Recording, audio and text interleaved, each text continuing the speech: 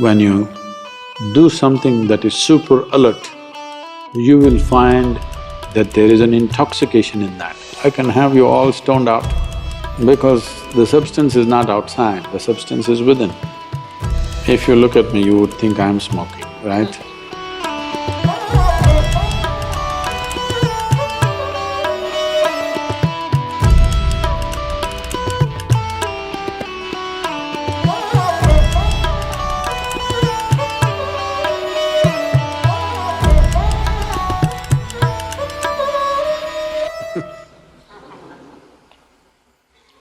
If you look at me, you would think I'm smoking, right? Just look at me. This many times happened to me. People who are smoking these things in Himalayas and other places, they always invite me because when they look at me, they think I must be a smoker.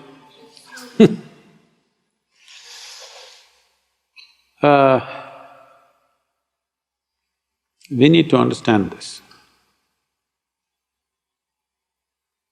Whatever chemicals we put into the system, either in the form of this or that, whichever way, essentially it can only ignite something within us.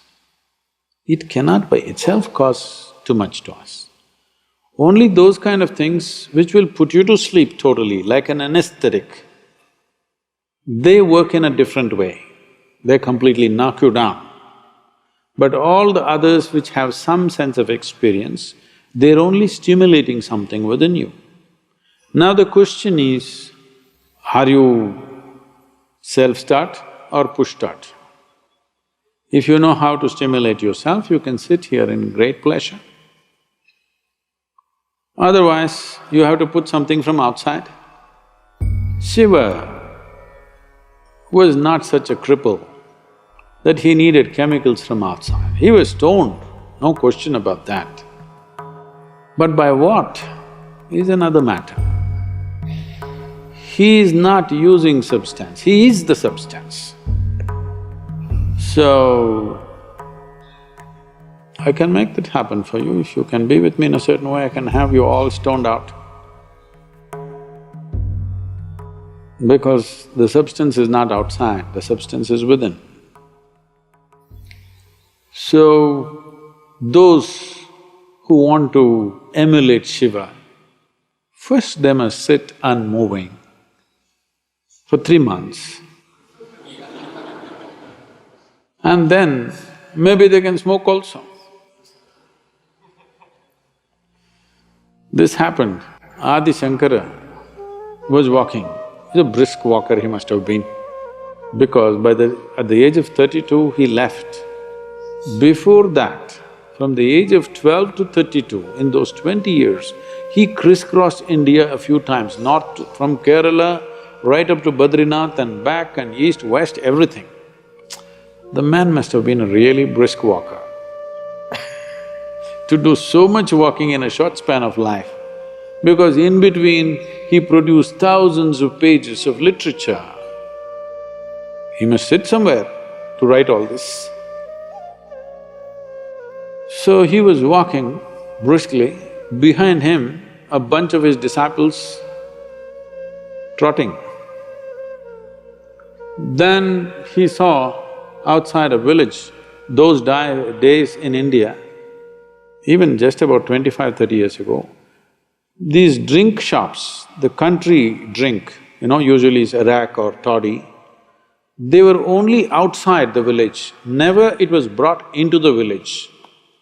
Now it's in the village, next to your house, in front of your child's school, they're selling alcohol, that's different. Those days, always it's outside the town. So there a few people will gather and they're drinking. Shankara looked at them in their inebriated condition. They looked at him, he looked straight and upright. Drunkards always think they're having the best time, unfortunately. They always think they're having the best time of their life and everybody else is missing it. So they made some comments. So without a word, Shankara walked into the shop. There was a pot full of arak He just took it and drank it and kept it there and walked. So the disciples saw their guru drank up a whole pot full of arak. Then he started walking briskly. Behind him they're trotting among themselves discussion. When our guru can drink, why can't we drink? They just needed an excuse. So, they were discussing this and he knows what's happening. So he came to the next village, they're walking through. There was a blacksmith working with some molten iron. He just went, picked up that thing and drank it and walked on. They knew this they don't want to drink.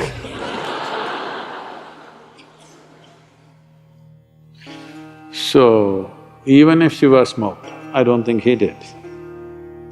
He was stoned for sure. Not with something as petty as some weed. For sure he's stoned, no question, always. Even if he did smoke, can you do everything else that he does, I'm asking? Qualification is 3 months, if you can sit unmoving, I will provide you the substance.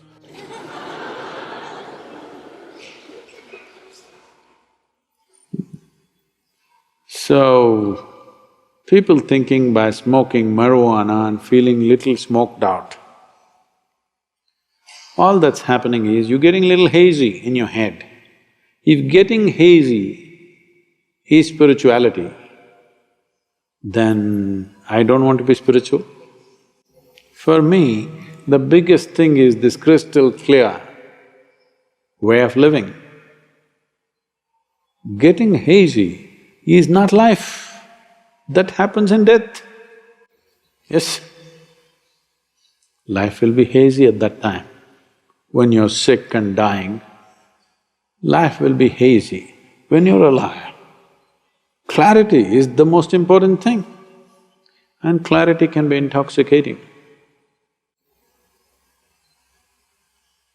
When you do something that is super alert, you will find that there is an intoxication in that. Why do you think all these people jumping off mountains, jumping off airplanes, doing incredibly risky things is because in being super alert, there's another kind of intoxication. But they're doing it by doing so many physical things. If you could sit here and do it, then I would say an element of Shiva has come to you. If you can simply sit here and you're super alert, so alert that you're stoned, that is a way to get stoned. Not smoking weeds. Leave the weeds for the cows. Okay, human beings can do better things. And today the entire world is talking about it because they haven't found any other better way. There is substantial research on this. They're saying 8-point drop in one's IQ will happen. You don't have to go to any research. Those who are generally on this smoke, if you see them, they're acting peaceful, but you don't give them their substance for 2 days, you will see how cranky they become. Yes. Every day you give the dose, they're nice, peaceful. You will be peaceful when you're hazy. But that peace is of no value. And one thing is, don't give them the substance for 3 days, you will see they will explode. They will not be peaceful if you take away the substance. Today, of course, it's become legal in many states in America. Many big corporates are getting into it. It is just that because you don't know how to handle your brain, which is not your making. Previous generations have evolved and come to this place and you don't know how to handle this, you want to smoke it down a little bit so that it feels peaceful. That's not the answer. If you take away the substance for some time, then you will see your peace will fly. There's nothing spiritual about any chemical. If you have not found any better use for your brain, except freaking, marijuana will do good things. At least you don't bother anybody, you smoked out and you simply sit somewhere. If you found better use for your brains, that your brain can do something worthwhile, something creative, something useful, then that's not the way to go.